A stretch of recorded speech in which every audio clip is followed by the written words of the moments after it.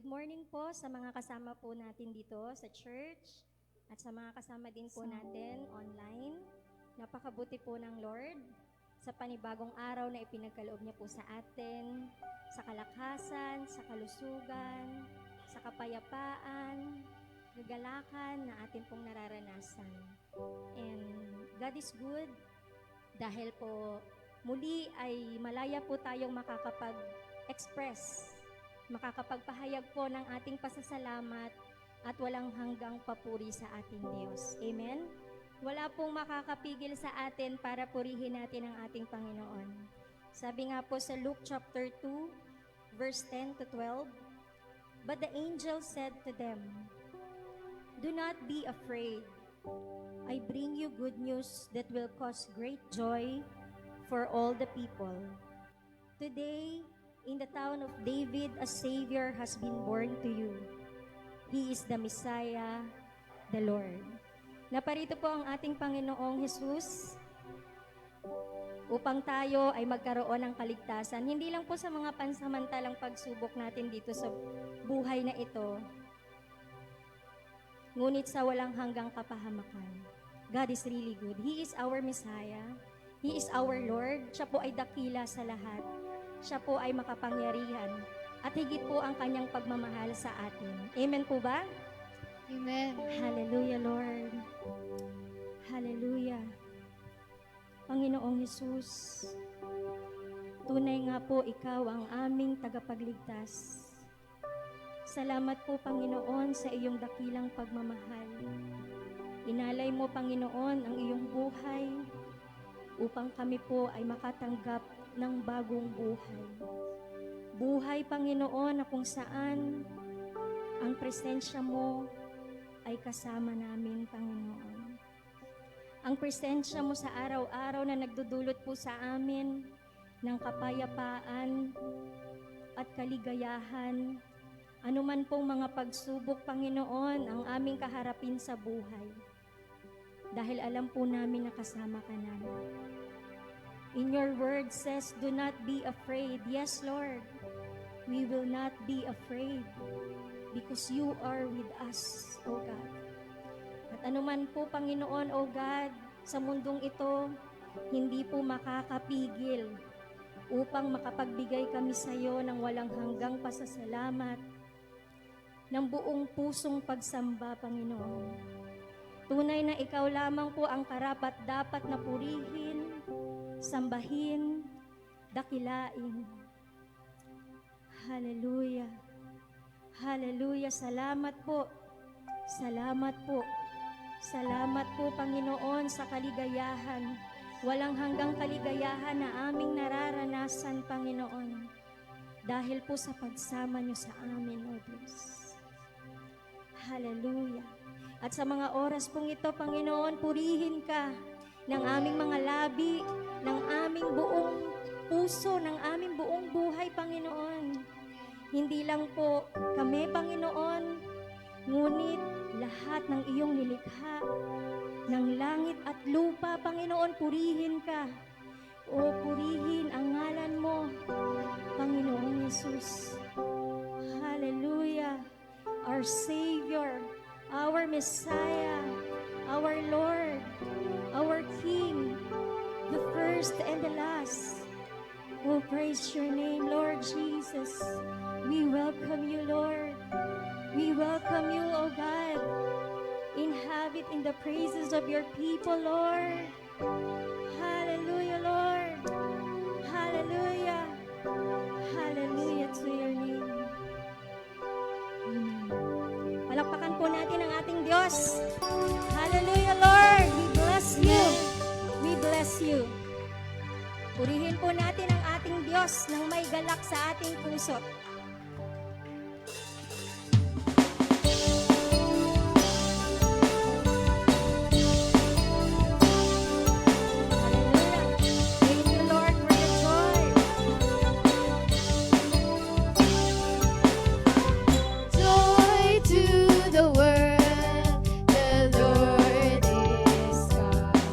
Let earth receive the King.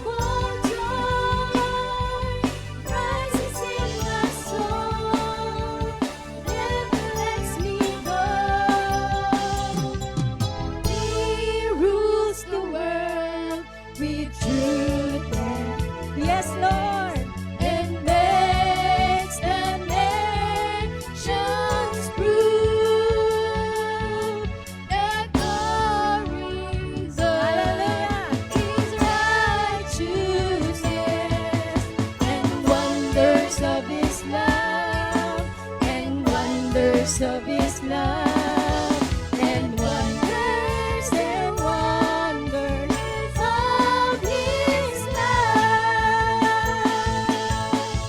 Joy, unspeakable joy. Yes, Lord.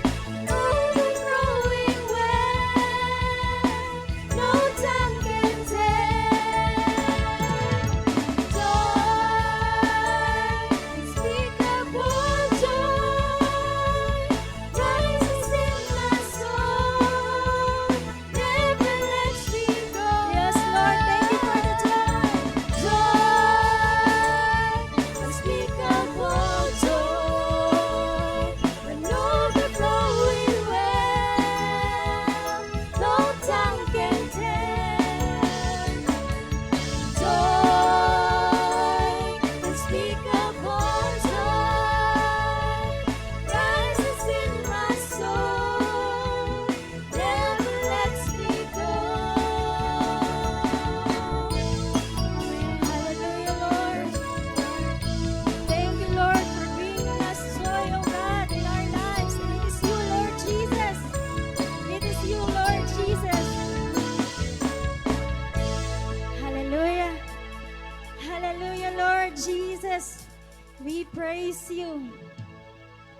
Tunay nga, Panginoong Jesus.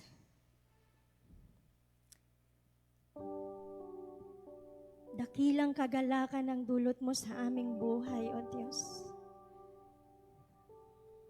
Purihin ka, Panginoon. At patuloy po naming aalalahanin the night that you were born, O God. The night that our Savior, our Messiah, our Lord, our King was born. The name Jesus. The name Jesus. Jesus.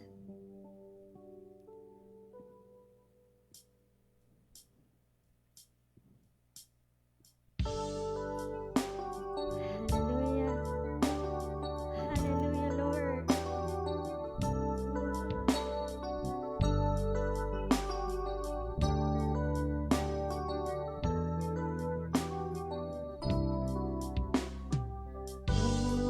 Holy night, the stars are brightly shining.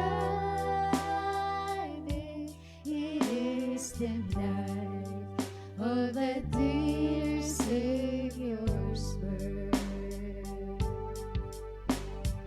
Long lay the world in sin and error pining, till He appeared, and the soul felt its worth. Yes, Lord. A thrill of hope, the weary world rejoices, for yonder breaks a new and glorious morn. Fall on your knees, oh, hear the angel voices, oh, night divine, oh, night when Christ was born,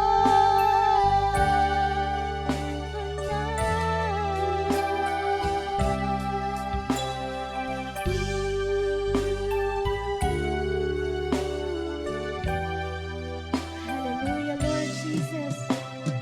Surely He taught us to love one another.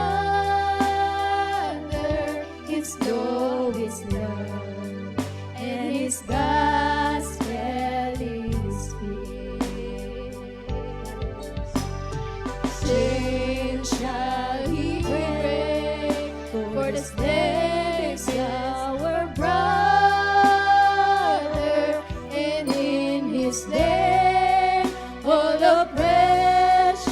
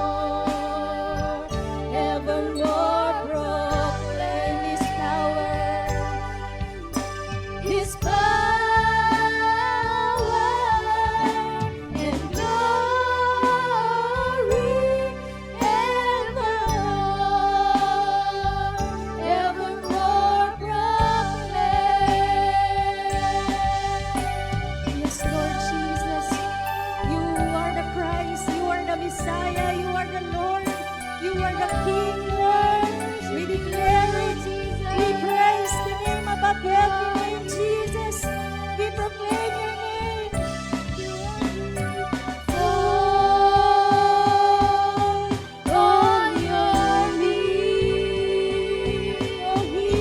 Oh, hear the angel voices. Oh, night, yes, divine. Oh, night, when Christ was born. Oh, Christ is the Lord, proclaiming. Christ is the Lord. Oh, praise His name forever. His power and glory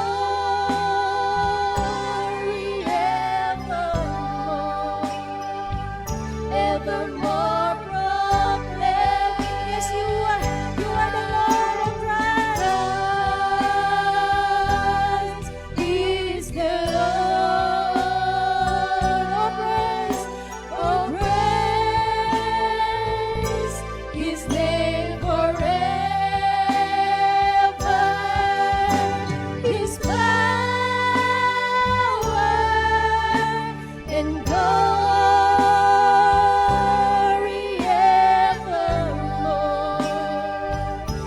evermore proclaim. Yes, your power, O Lord. His power and glory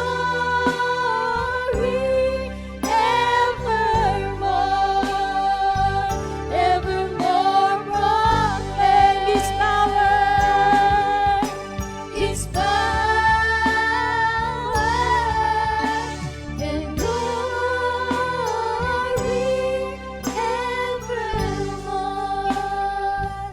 evermore proclaim. Oh, night divine. Oh, night when Christ was born. Hallelujah. Yes, Lord, the night that you were born, Lord, we receive the true Lord.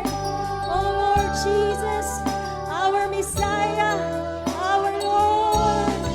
Yes, Lord, we proclaim your name, the name above every name, Jesus, the Lord Jesus Christ. All power, all glory, all honor belongs to you, Lord. Hallelujah. Hallelujah. Hallelujah, Lord. Yes,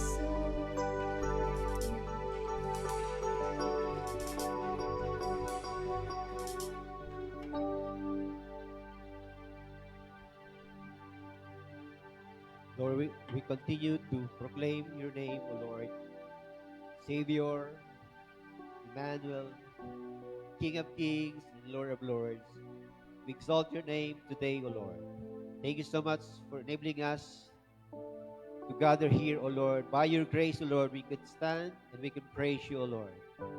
Thank you so much, O Lord, for your presence. We thank you, Lord, as we commemorate the birth of our Savior.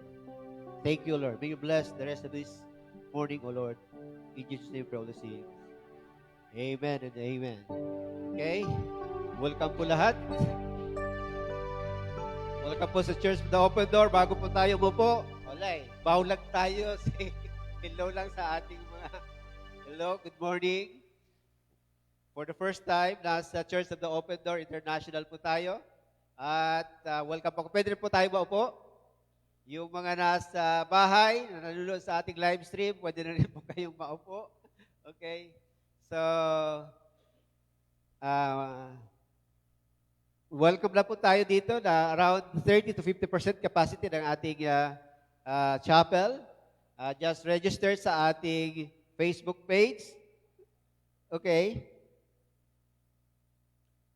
Just register sa aming Facebook page kung gusto niyo pong mag-attend para po ma-monitor natin kung ilan na po. But as of now po, nasa around 30-something tayo.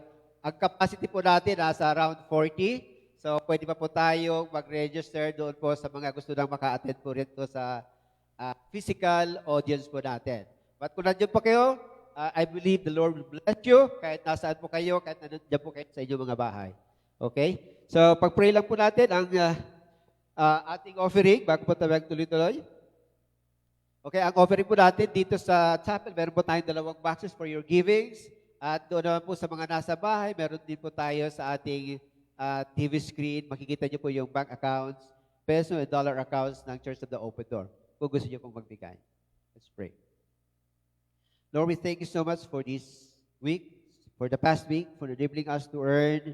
Salamat, Panginoon, sa pagpapala niyo na pinapadali niyo sa pamagitan ng aming mga trabaho, negosyo, at iba pang pinagkakakitaan. Thank you so much sa kalakasan na binibigay niyo para kami makapagtrabaho, makapaghanap buhay, Panginoon. We want to give all to you, O Lord, the glory through our giving. Sana po magamit ito, Panginoon, sa pagpapalaganap ng iyong kaluwalhatian, ng iyong kaharian, Panginoon. Thank you so much, O Lord. In Jesus' name we all say, Amen.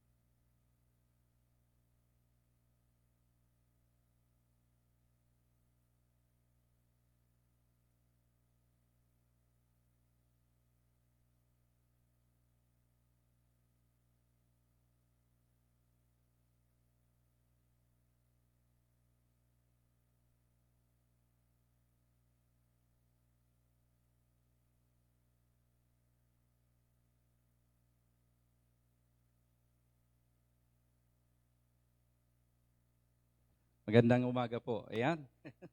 May sound na po tayo. Doon po sa mga nanonood sa inyong mga tahanan, stay put lang po kayo dyan. So magandang umaga po sa inyong lahat. Again, nais ko po kayong batiin ng maligayang Pasko. Dahil 12 days na lang bago magpasko at inaabangan na po ng mga ninong at ninang, inaabangan na ng mga inaanak. Sorry muna doon sa mga inaanak ko, ha. Okay. So sa umaga pong ito, tayo po ay patuloy po na makikinig ng salita ng Panginoon.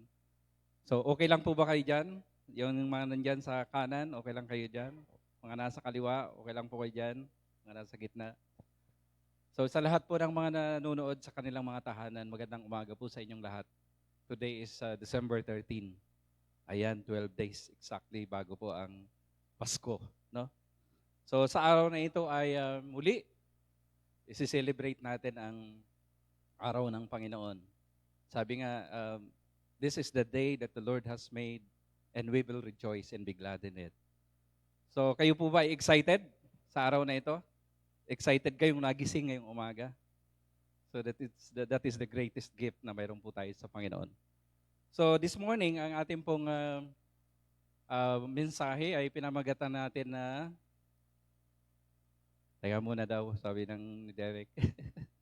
So, gusto natin i-discuss i-review lang natin, magkaroon lang tayo ng konting pagbalik tanaw sa mga nangyayari sa panahon natin ngayon. So, tayo po ay nasa tinatawag natin na difficult times. Tama po ba?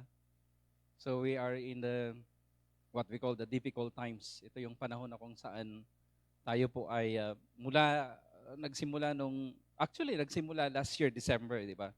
Tapos January, medyo mild pa, tapos February, tapos nung March talagang full-blown na yung ating problema sa Pilipinas. Hindi lang sa Pilipinas, kundi sa buong mundo. So we are really, dumadaan tayo sa mahirap na mga panahon. So difficult time. So napag-isip ko na ngayong araw na ito, we will discuss about yung title ng ating mensahe sa umagang ito is Standing Firm in the Difficult Times. Paano tayo mananatili? Kasi hindi natin alam kung hanggang kailan ba itong pandemic na to or itong mga nangyayari sa atin, hindi pa natin alam paano natin pagtatagumpayan talaga. So, the same situation, ibang mga pangyayari. Nangyari na rin po ito maraming beses na sa history natin. Hindi lang naman ito nangyari ngayon, Sabi nga ni King Solomon, there is nothing new here on earth. What was happened before, it also happens now, Yung mga nangyari na noon, nangyayari pa rin ngayon. Pero pag-aralan natin, i-review natin how the people of God stand firm in those difficult times. Ito po yung ating nais na makita. So ang text po natin sa umagang ito ay makikita natin sa Thessalonians. 2 Thessalonians chapter 2 verse 13 to 17. So samahan niyo po ako sa pagbabasa. Sabi po dito, but we ought always to thank God for you, brothers and sisters, loved by the Lord, because God caused you as first fruits to be saved through the sanctifying work of the Spirit and through belief in the truth. He called you to this through our gospel that you might share in the glory of our Lord Jesus Christ. So then, brothers and sisters, stand firm and hold fast to the teachings we passed on to you, whether by word or by mouth or by letter. May our Lord Jesus Christ himself and God our Father, who loved us and by his grace gave us eternal encouragement and good hope, encourage your hearts and strengthen you in every good deed and word. So yan po yung ating pagbubulayan sa umagang ito. Pero bago po tayo magpatuloy, tayo po muna ay dumulog sa Panginoon sa isang panalangin. Ama naming Diyos, salamat po sa mga kapatiran na nandito. Salamat din po sa mga kapatiran na nakikinig sa kanilang mga tahanan. Panginoon, kami po ay dumadaan sa mga mahirap na panahon ng aming buhay. Subalit, nagpapasalamat po kami dahil dumating sa amin ang pag-asa.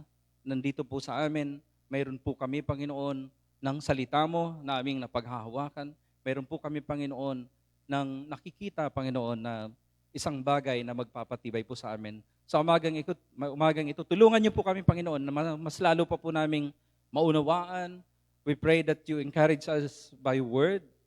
Yung salita mo, Panginoon, magbigay sa amin ng lakas upang kami po ay mas lalo pang tumayo, mas lalo pang maging matatag sa aming pananampalataya sa mga ganitong panahon ng kagipitan o yung mga panahon ng kahirapan o tinatawag namin na difficult times. So maraming salamat po, Panginoon. Ito po ang aming panalangin sa pangalan ni Jesus. Amen. Amen. Isang palakpak nga po para sa Panginoon. Praise the Lord. Ayan. So sa mga nanonood po sa inyong mga tahanan, palakpakan po natin ang Panginoon.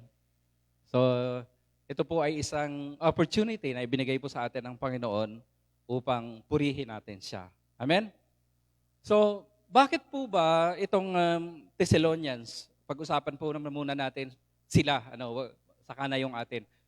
Pag-usapan muna natin yung mga Thessalonica brothers and sisters, yung mga believers sa Thessalonica. Actually, ang Thessalonians, isa ito sa mga missionary fruit ng ating ng Apostle Paul, si Apostle Paul. Kilala naman po ninyo si Apostle Pablo, siya yung sumulat nung mahigit na 10 mga sulat sa Biblia, mga tinatawag natin epistles. So, dito po sa binasa natin sa umagang ito ay bahagi ng kanyang 2 sulat, Yan. So, si Paul ay nagsulat sa mga taga-Thessalonians noong 51 AD. Ano ba ang ibig sabihin ng 51 AD? 51 AD is the time of the Lord, no? So, ibig sabihin, hindi po yan after death. Sabi nila, AD is after death. No. Anno Domini. Ibig sabihin, the time of the Lord, no? Ito yun yung time of the Lord. Kung baga, yung 51, yan yung edad ng Panginoon. Yung edad ng Panginoon ngayon is 2020. So, yun po yung edad, no? Then po yung ating AD, no? So, itong mga time na ito, sumulat si Apostol Pablo, hindi lamang sa mga taga-Thessalonica, sumulat siya sa mga taga-Roma, sumulat siya sa mga taga-Galatia, Philippi, di ba? Corinth, lahat ng mga lugar na kung saan siya ay pumunta sa kanyang missionary journey ay sinusulatan niya. So ang purpose ng kanyang pagsulat ay encourage sila. Kasi sa mga panahon na ito, ang mga believers ay talagang they are suffering. Lalo na itong church na ito sa Thessalonia, which is located sa Macedonian churches, isa sa mga Macedonian churches ito, ay talagang they are suffering. Actually, sila yung kinikwento ni Apostle Pablo doon sa Corinth, nung sinasabi ni Apostle Pablo, itong mga believers na ito, na kahit sa kabila ng kanilang kahirapan, talagang willing sila na mag-share ng kanilang mga resources despite of the situations that they have. So, hindi lang ang situation na dito, hindi lang sila nahihirapan dahil sa kanilang buhay na mahirap sila, kundi may mga pagkakataon pa dito sa time na ito na yung kanilang pananampalataya ay na-challenge dahil mayroong mga ibang mga nagtuturo na nagpapagulo sa kanilang pananampalataya. So, kasi sila ay mga new believers, mga bagong mananampalataya, itong mga taga-Thessalonians. So, pinapunta niya doon si Timothy. Tapos pagbalik ni Timothy sa Corinth, binalita ni Timothy ang nangyayari sa Thessalonians. Kaya ito, sinulat niya itong pangalawang sulat. So, dito sa portion na binasa po natin, ito yung kanyang encouragement na, sige lang, kahit ano yung mga nangyayari sa atin, kahit ano yung mga dinaranasan nyo, just stand firm. Kailangan natin tumayo, kailangan natin manindigan. Diba? So, yun po, si Paul connected his teaching on Jesus with the practical growth he expected to see as a result of their newly found faith. So gusto niya na makita itong mga taga-Thessalonica na manatili sila, tumayo sila, wag silang madi-discourage. Wag silang mawawala ng pag-asa. Amen? Kasi nga, minsan sa buhay natin bilang isang Kristiyano, pag dumating talaga yung mga matitinding pagsubok sa buhay natin, parang ito yung nagiging malaking challenge sa atin na nawawalan tayo ng pag-asa. So, sa buhay po natin, ganun po ang mga nangyayari talaga, no? So, dito, ano ang ginawa ng mga taga-Thessalonica? So, tignan po natin sa magang ito. Ano yung nangyayari sa kanila? How they should stand firm. So, paano ba sila tatayo? So, according doon sa sinulat ni Apostol Pablo, paano sila makakatayo sa panahon ng kanilang kahirapan o sa panahon ng challenges sa buhay po nila, difficult time sa buhay nila. Ang una, tignan natin dyan sa verse 13, number 1 is, by holding firmly to their faith in the truth. Alam nyo, ito talaga yung pinaka-number 1. Sabi dito, sa verse 13, but we ought always to thank God for you, brothers and sisters, loved by the Lord, because God chose you as first fruits to be saved through the sanctifying work of the Spirit and through the belief in the truth. So ano ba itong katotohanan na itinuturo ni Apostol Pablo? Walang iba kundi ang pagtuturo niya tungkol sa Diyos. So dito, nabanggit natin ni Apostol Pablo yung tatlong persona ng Diyos, di ba? The Lord Jesus Christ, yung God the Father, and the Holy Spirit. Pero wala pang teaching ng Trinity nung panahon na yun. Pero sa mga sulat ni Apostol Pablo, kung mapapansin po natin, lagi yung tatlo, present po yun. The Lord Jesus Christ, the Father of our Lord Jesus Christ, and the Spirit. Hindi po pwede maghiwalay yan. Ito yung katotohanan na pinanghawakan nila. Na meron silang Diyos, na itong Diyos na ito, na lumikha ng langit at ng lupa, ito yung nagligtas sa atin. Ito yung magpapalakas sa atin. Na kahit anumang pagsubok ang dumating sa buhay nyo, panghawakan nyo lang yung inyong pinaniniwalaan. Stand firm on your faith, in your faith. Kaya, mga kapatid, ang pananampalataya ay napakahalagang ingredients ng buhay natin. Ito yung pinaka-foundation. Kaya, everything starts by faith. Di ba? Sabi diyan sa John 8:32, and sabi doon, the truth, yung katotohanan na yun, the truth will set you free. So if we are going to read yung John chapter 8 verse 32, yan ay sinabi ng Panginoon sa mga kausap niya nung panahon na yon. So gusto ko lang basahin lang ng mas malinaw, hindi ko na isinulat diyan. So nagdadala pa ba kayo ng Bible? Hindi na. Wala na, nasa cellphone na lang. So sabi po dito sa verse 32, gusto ko lang basahin para mas malinaw.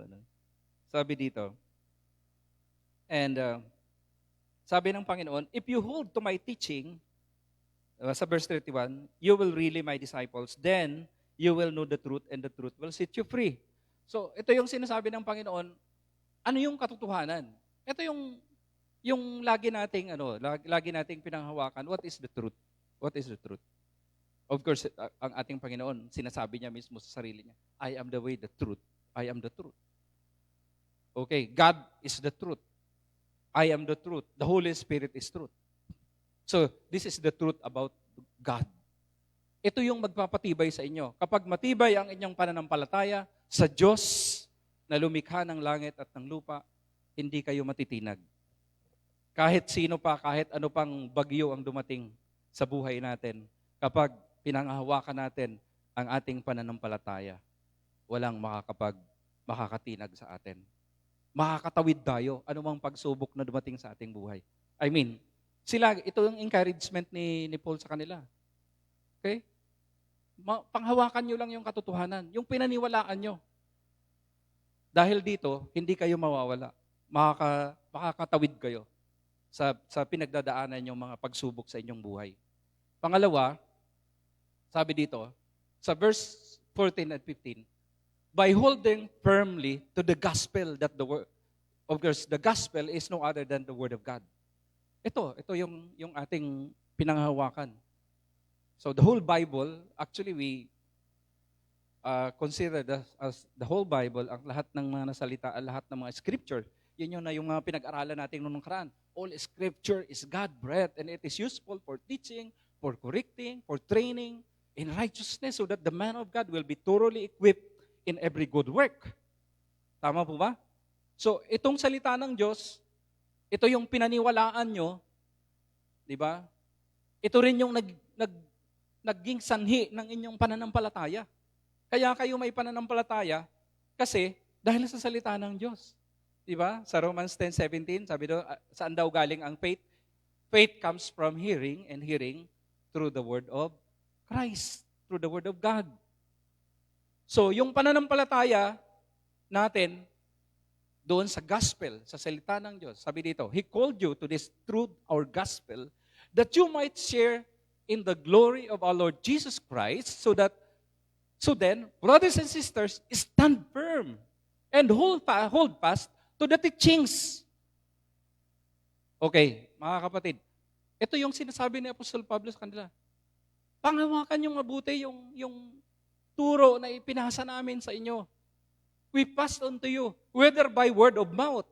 Ito man ay sinabi namin sa pamamagitan ng verbal, o yung tinatawag na preaching or sermon maybe, or by letter. Ito na nga, yung mga sinusulat ni Apostol Pablo. Panghawakan nyo ito. So panghawakan nyo ito so that you will be able to stand. So hindi kayo makakatayo, hindi kayo makaka-survive kapag hindi nyo panghahawakan ang salita ng Diyos. Manghihina kayo. Manghihina kayo sa pananampalataya nyo. So, si Apostol Pablo talagang sigurado na siya na kapag itong mga taga-Thessalonica brothers and sisters ay manghawakan lang o panghawakan lang nila ang salita ng Diyos, ang gospel na ipinangaral ni Apostol Pablo, ang gospel na ipinapangaral ng mga ibang mga apostol, sigurado na sila ay makakatayo at malalabanan nila yung mga pagsubok na kanilang dinadaanan sa kanilang buhay. Pangatlo, para malabanan nila ang mga pagsubok, sa verse 16 to 17, by holding firmly to the eternal hope. Yes, eternal hope. Sabi ni Apostle Pablo, may our Lord Jesus Christ Himself and God Father who love us and by His grace give us eternal encouragement and good hope. Encourage your heart and strengthen you in every good word, in every good deed and good and word. Alam nyo, mga taga-Thessalonica, kaya kayo nanampalataya sa Diyos, sabi ni Apostol Pablo, dahil sa inyong pag-asa. In fact, doon sa unang letter niya, sa unang sulat niya sa mga taga-Thessalonica, diniscuss niya kung paano darating ang Panginoon. Ano yung hope na ito? The Lord, the hope of the second coming. Diba? Kung babalikan natin, yung unang isinulat niya dito sa mga taga-Thessalonica, sa chapter 4, verse 16 to 17, ganito sabi niya, for the Lord Himself will come down from heaven with an archangel and with a trumpet call of God, and the dead in Christ will rise first. Then after that, we who are still alive and are left will be caught up together with them in the clouds to meet the Lord in the air. And so we will be with the Lord forever. Therefore, encourage each other with His words. Alam nyo, mga taga-Thessalonica, kung pangahawakan nyo lang inyong pag-asa, yung ipinangaral namin sa inyo, na ang pananampalataya nyo ay hindi nasasayang. Bakit? Ang pananampalataya nyo ay hindi lang naman para dito sa lupa. Mayroon tayong inaasahan. Mayroon tayong pag-asa. At ito ang ating tinatawag na eternal hope. Sabi sa Titus 2:13, this is our blessed hope. The blessed hope. Ito yung pag-asa na hinihintay natin. Basahin natin yung Titus 2:13. Sabi mo dito sa Titus chapter 2 verse 13,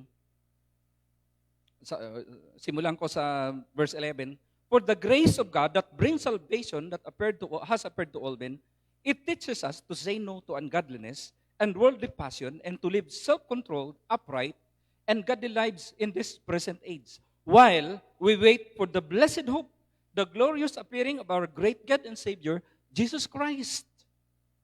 Alam niyo, mga taga-Thessalonica, sabi ni Apostol Pablo, kapag pinanghawakan niyo itong pag-asa na ito, na mayroon kayo kay Kristo Jesus, sigurado, kahit anumang bagyo, anumang pagsubok ang dinadaanan nyo ngayon, makakatawid kayo dahil sa inyong pag-asa. So, itong mga salitang ito, ang dito sa text na binasa natin, itong mga salitang ito, mga encouragement ni Apostol Pablo, ito rin ang kailangan natin sa panahon ngayon. Tama po? Dumadaan tayo sa mga pagsubok ng buhay natin. Itong taon na to, 2020, is really challenging. Talagang ang dami na dumaan sa bansa natin bilang isang bansa. Binagyo, binaha, landslide, volcanic eruption, and very challenging. At ang utang natin, mga kapatid, ang utang ng Pilipinas, yung mga apu-apuhan nyo, hindi pa pinapanganak. Pag-uha nila, umiiyak sila kasi sa dami ng utang nila. Diba? Oh, ang dami kong utang. Diba? Trillions upon trillions of dollars ang utang natin. At lalo na ngayon, mahigit 10 trillion ang utang natin ng Pilipinas. It's because of this challenges nangyari sa atin. Maraming nawalan ng trabaho, mga OFW, balikan. Hindi lang yon ang pinakamasakit. Yung namatayan, mga namatayan, nagkasakit ka, magkano ang gastos kapag nagka-COVID ka? Di ba? So this is really a perilous time. This is really a challenging time sa panahon po natin ngayon. Pero how are we going to survive, mga kapatid? So tapos na tayo sa mga taga-Thessalonica. Pag-usapan naman natin ang mga sarili natin ngayon. Kumusta naman po tayo, mga kapatid? How do we cope? paano tayo tumatayo sa panahon na ito. Alam ko po, ang bawat isa sa inyo, marami sa inyo umiiyak. Di po ba? Yun, sa mga nanonood sa inyong mga tahanan, nararamdaman ko kayo. I feel you. Di ba? Marami po sa atin talagang hirap.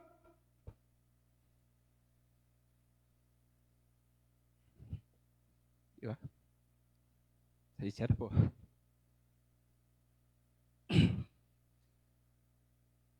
Pag tumitingin po ako sa mga, minsan ayaw ko na pong makinig ng balita eh. Di ba?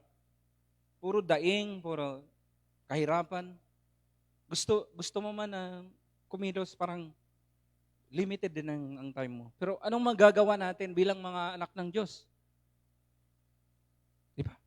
Bilang mga Kristiyano, what are we going to do? How are we going to cope with it? Hindi lang naman yung sarili nating problema, di ba? Marami tayong mga dinadaanan.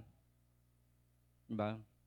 So maybe tayo dito sa Quezon City, medyo okay yung kalagayan natin. How about if you're from Isabela or from Cagayan, or doon ka sa Camarines Norte or Camarines Sur or Catanduanes? Diba? This is really a challenge. And for us, bilang mga Kristiyano, how are we going to stand in this difficult time? Diba? So, ganun din po.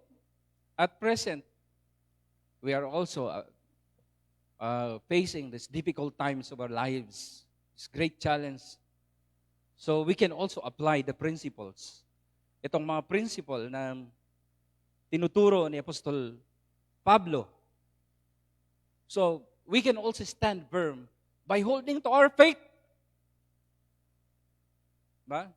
Our faith to God, the Father, the Son, and the Holy Spirit. We always draw near to Him. Yung mga pinangaral natin ng mga nakaraan, nila Pastor Perdy, ni Pastor Wilson, yung mga sinabi ko ng mga nakaraan, the Lord, ang ating Panginoon, we just need to hold firmly to the faith that we profess. Amen. So ito po yung mga time na kung saan mas lalo pa natin na kailangan na maging matatag sa ating pananampalataya. Ito yung mga time na kung saan katulad ng mga dinaanan ng mga nauna sa ating mga Kristiyano, na talagang sila ay nanindigan sa kanilang pananampalataya. Wala pa nga tayong persecution sa panahon natin ngayon di ba? Hindi pa tayo dumadaan ng mga persecution. Pero yung mga iba nating mga kapatid in the past, talagang dumaan sila ng mga mas matitindi pang pagsubok. Di ba? Lalo na pag yung nasa gitna ka ng mga giyera o kung ano mga pagsubok sa buhay, no? So, what we will do, we can just stand by holding to our faith. Yung pananampalataya natin nasa atin. Di ba? By holding firmly to the gospel, the word of God. Sa panahon natin ngayon, this very time, mas lalo natin kailangan na saliksikin, mas lalo natin kailangan na pag-aralan ang salita ng Diyos. Wala naman tayong masyadong ginagawa sa buhay, yung mga iba, kasi yun nga, nasa bahay tayo. Bakit hindi natin gamitin yung mga panahon natin para mas lalo pa natin makilala ang Panginoon sa pamamagitan ng Kanyang salita? Amen? So we need to hold firmly to the Word of God, to the Gospel. So, maraming pangako ang Panginoon na mababasa natin. So yun yung pangatlo, holding firmly to our eternal hope. Yung pag-asa natin. Alam nyo ba na ang pinakadakilang kayamanan natin sa buhay ay hindi naman mga pera, hindi yung mga bagay. What is the greatest asset that we have sa buhay natin? For God so loved the world that He gave His only begotten Son, that whoever believes in Him shall not perish, but have eternal life. Eternal life. Ibig sabihin, mga kapatid, ang pinakamahalaga sa buhay natin ay oras. eternal, it means eternity. Walang katapusang oras. Ang buhay natin dito sa mundo, mga kapatid, ay napaka-limited. Pero it's not the question of how long na nabuhay ka dito sa mundo. Di po ba? Sa isang taong walang ginagawa, ang oras ay napakahaba. Di ba? Naku, lalo na yung mga nag-oopisina. Ang tagal naman ng oras. Di ba? Yung gusto nang umuwi. Di ba? Ganon. Nag-oopisina. Yung mga naghihintay, lalo na yung mga naghihintay ng kanyang katipan. 30 minutes na ako naghihintay. Wala pa rin. Ang tagal ng oras. Di ba? So, kung ikaw ay walang ginagawa sa buhay, parang ang tagal ng oras, parang ang tagal ng panahon. Di ba? So, we should realize, mga kapatid, na habang nakaupo tayo dito, nakatayo ako dito, nakaupo kayo dyan, ang oras nyo ay umaandar. At habang umaandar ang oras natin, ibig sabihin, palapit tayo ng palapit sa ating, alam nyo na, di ba? But what is your hope? With this pandemic na naranasan natin, ano yung, anytime pwede kang tamaan eh. Hindi naman tayo exempted, mga Kristiyano. Hindi ako tatamaan ng Kristiyano ako, born again ako. Hindi ako tatamaan ng, hindi ka pa naman espiritu. May katawan ka pa eh. Tama po ba? So wag tayo maging extreme. So tama lang yun na naka-face mask tayo, naka-ano tayo.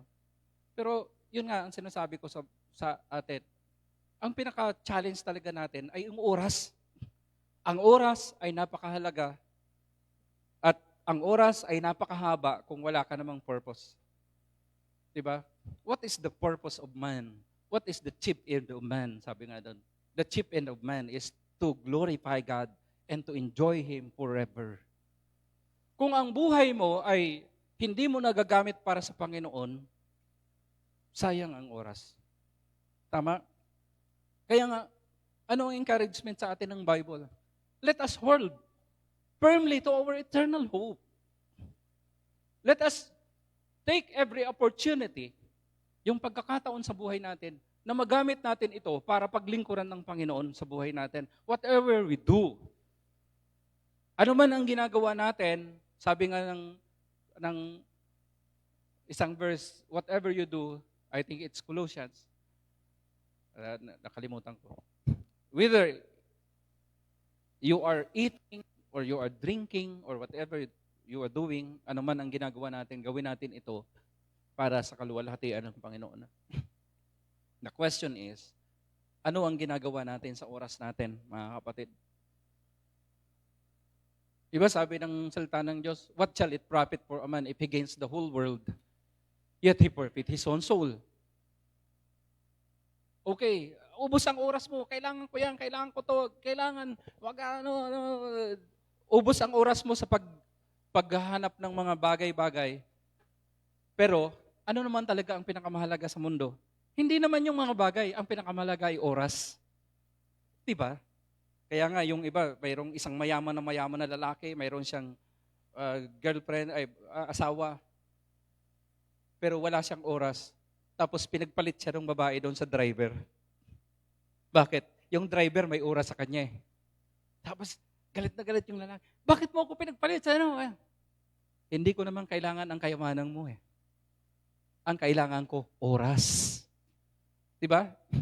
Aanhin mo naman ang lahat ng kayamanan mo kung wala ka ng oras.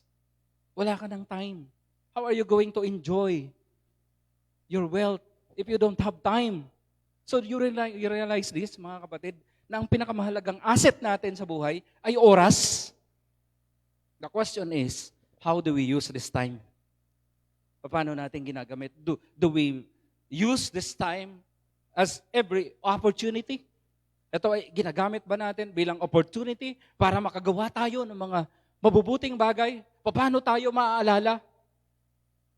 Kagabi nga, iniisip ko, pag namatay kaya ako ngayon, ano kaya ang mga sasabihin ng mga tao sa paligid ko pag ako'y nakaburol?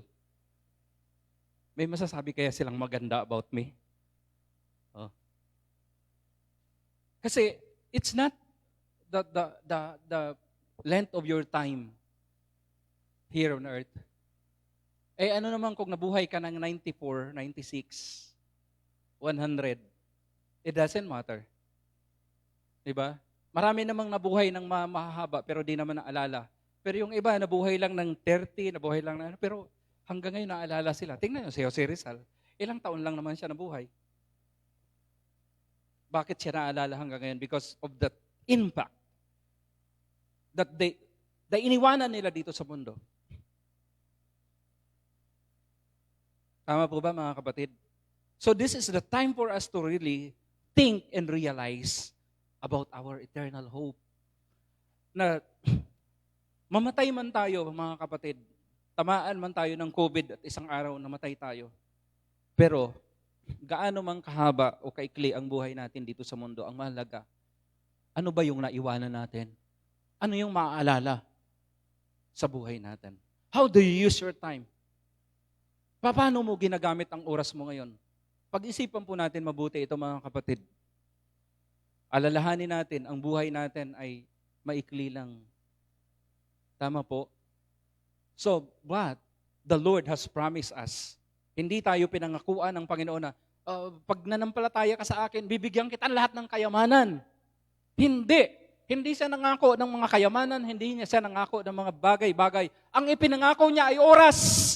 I will give you eternal life. Oras ang pinangako ng Panginoon. The greatest reward that we have is time. Oras po. Di po ba? So, now we realize that the greatest and the most important asset that we have, pinakamahalagang asset na mayroon tayo ngayon, ay ang oras na mayroon tayo ngayon. So how are we going to use this time? Itong oras na mayroon tayo ngayon para mapaglingkuran natin ang Panginoon sa buhay natin. Amen po ba? So ito po yung ating pag-iisipan. Itong panahon na ito. This is, maraming oras tayo ngayon sa panahon na ito. Wow. Yung mga iba nga, sabi nila, kung hindi pa nagkaroon ng pandemic, hindi ko pa ma-realize na napakahalaga pa nung family time. Kasi yung iba dahil sa sobrang busy si nanay, busy si tatay, busy lahat, aalis sila ng umaga, tulog yung anak, pagdating ng gabi, tulog pa rin. So, kahit magkakasama sila sa bahay, hindi sila nagkikita-kita. Mga kapatid. So, ano ang dapat natin gawin sa oras natin? Let us take every opportunity to do good. Gawin natin yung mga mabubuting bagay. Gumawa po tayo kasi time that is spent for God is only the time that is counted. Yung mga oras na nagamit natin para sa Panginoon, ito lang yung talagang maisasama natin sa eternity. Amen? So, alalahanin po natin, ang purpose ng buhay natin is not just to exist. Ang purpose ng buhay natin is to glorify God in our lives. So, ano man po ang ginagawa natin, nagtatrabaho ka, how do you glorify God in your work? How do you glorify God in your family? Paano mo niya glorify si Lord? Sa pakikipag-usap mo sa iyong kapwa, sa pakikipagrelasyon mo sa iyong biyenan. Diba? Sa pakikipagrelasyon mo sa iyong asawa, sa iyong mga anak. Do you give quality time, mga kapatid? Amen? So, let us think about this thing. Pag-isipan po natin mabuti, ano pa yung mga pwede kong gawin? Diba? Kung wala nang purpose ang buhay natin, ano pa ang ginagawa natin dito sa mundo? Diba? So, hindi lang naman tayo nabubuhay para kumain lang, uminom, matulog. Hindi eh. Amen po. So bilang mga anak ng Diyos, mag-isip po tayo. Amen? So anong kailangan po natin gawin? Magpalago tayo sa ating pananampalataya. Let us hold firmly. Let us grow. Ito po yung sinasabi ni Apostol Pablo, ni Apostol Pedro pala. Sabi niya, 1 Peter chapter 3, verse 17 to 18. Therefore, dear friends, since you have been forewarned, be on your guard so that you may not be carried away by the errors of the lawless and fall from the secure position. Huwag tayo matitinag. Yung pananampalataya na pinangahawakan natin ngayon, ito yung pinakamagandang nangyari sa buhay natin. This is the greatest things that happen in our lives. When we believe God. Amen? Can I hear amen? This is the greatest thing that happen in our life. This is our security. Ito yung ating secure position. So anong encouragement sa atin ni Apostle Peter? Grow. Grow in the grace and in the knowledge of our Lord Jesus Christ. Huwag po tayong manatili lang doon sa, okay na, total memorize ko na yung John 3:16, okay na sa akin yan. Huwag po. Kailangan mag-grow tayo para magamit tayo ni Lord. Amen? Sino po ang gusto magpagamit kay Lord? Sige nga, itaas ang kamay. Amen. Praise God. So, sabi ko nga nung nakaraang nag-preach ako, tatanda na kami nila pastor. Lilipas na kami. Pero yung mga kabataan, yan si Jerome, no? Batang-bata. Yung mga kabataan na nandito, si JM, yan yung sila Brother Labman, yung mga nandyan. Kayo yung susunod na generation. Pag-aralan yung mabuti ang salita ng Diyos. Huwag niyong ubusin ang oras niyo. Yes, kailangan niyo magtrabaho para kumain. Pero hanggang saan? Kung lahat ng bagay nakuha mo na, nasa iyo na lahat ng bagay, ano pa ang kailangan mo? Ano na ang gagawin mo? If everything is in your hands, everything is within your reach, what do you need? What you are going to do na? Ano pa ang gagawin mo sa buhay? Di ba? So, let us grow. Huwag tayong manatiling bata sa ating pananampalataya. Lumago tayo. Tayo ay magpalago sa ating buhay bilang isang Kristiyano. Ang ating pag-asa, ang ating buhay na walang hanggan, na hinihintay, ito yung regalo sa atin ng Panginoon. Ang buhay natin dito sa lupa, limited, pero maaalala tayo ng mundo. Depende kung paano natin pinapamuhay ang buhay natin. Amen? So, the bottom line is, okay, ito yung ating church. The church will help us to grow. Pastor, di ba? So, nandito ang inyong mga pastor, ang inyong mga kapatid, para tulungan tayo. So ito yung ating ginawang programa dito sa ating simbahan para matulungan tayo na mag-grow. So, ayan, naka-ano na po yan, naka-programa na po yan. So, kailangan lang ang bawat isa sa atin ay willing tayo na dumaan sa proseso para lumago tayo sa ating buhay Kristiyano. Amen po ba? So tayo po ay magpatuloy. Balikan po natin yung sinabi ni Apostle Pablo. So how can we stand firm during these difficult times in our lives? So paano tayo makakatayo? Una, we should hold firmly to the faith. Of course, the faith in God, the Father, the Son, and the Holy Spirit, by holding firmly to the gospel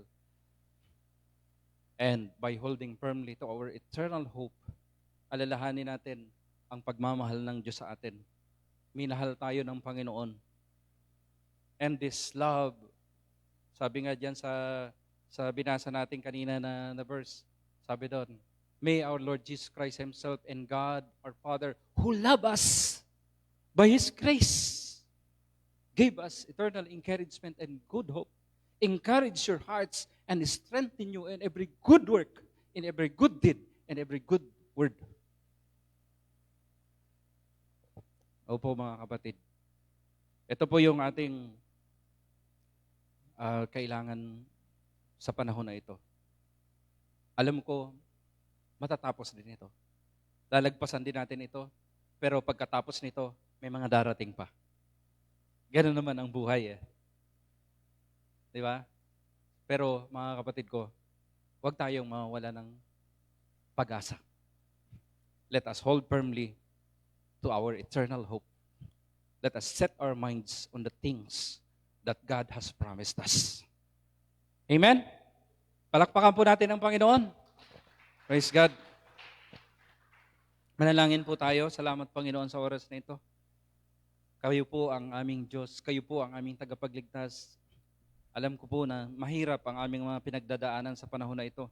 Katulad din po ng mga kapatid namin nung panahon ni Apostol Pablo, they are also suffering. Dumadaan po sila ng iba't ibang klase ng mga challenges. But as the apostle said, they should stand firm in their faith, hold firm to the gospel, to the word of God, and hold firm to the eternal hope that you set before Him, to them. So ganun din po kami, Panginoon, sa araw na ito. Tulungan niyo po kami. Panghawakan po namin, tayuan po namin yung aming pananampalataya, panghawakan namin na mabuti ang salita mo, huwag kaming bibitaw sa salita mo, at higit sa lahat, huwag namin bibitawan ang aming pag-asa. Ito po yung magbibigay sa amin ng energy. Ito po yung magbibigay sa amin ng na kailangan lalo pa po kaming magsumikap sa buhay po namin dahil alam namin kay Kristo, we have hope. Thank you, Lord. We thank you. In Jesus' name, amen. Amen. Yes, Lord. We know that we can stand in this difficult time because we have you, Lord. And we will continue to hold firmly in our faith in you, that you will never leave us nor forsake us, O God. And in your truth, O God, na totoo at tapat, Panginoon. And yes, we have eternal hope in you, O Lord Jesus. Tayo po'y tumayo at awitin po natin ito. Hallelujah. Our beautiful Savior Jesus.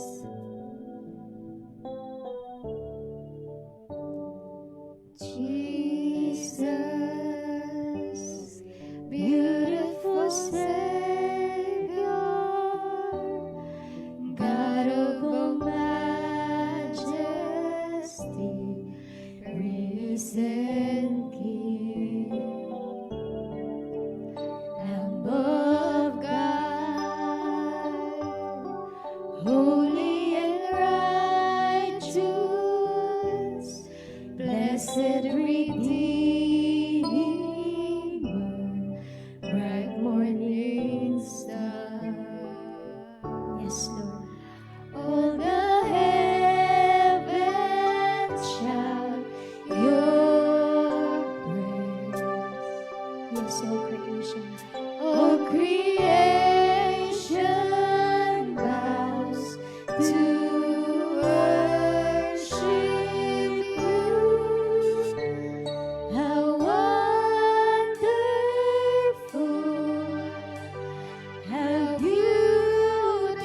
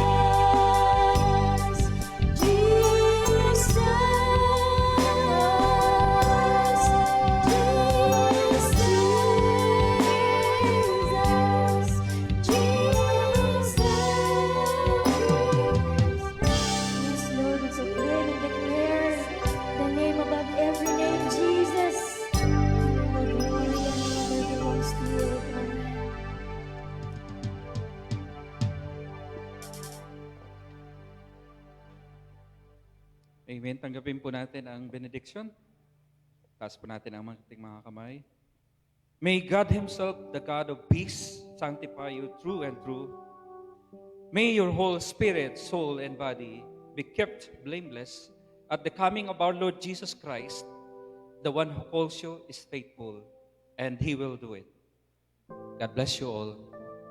Amen.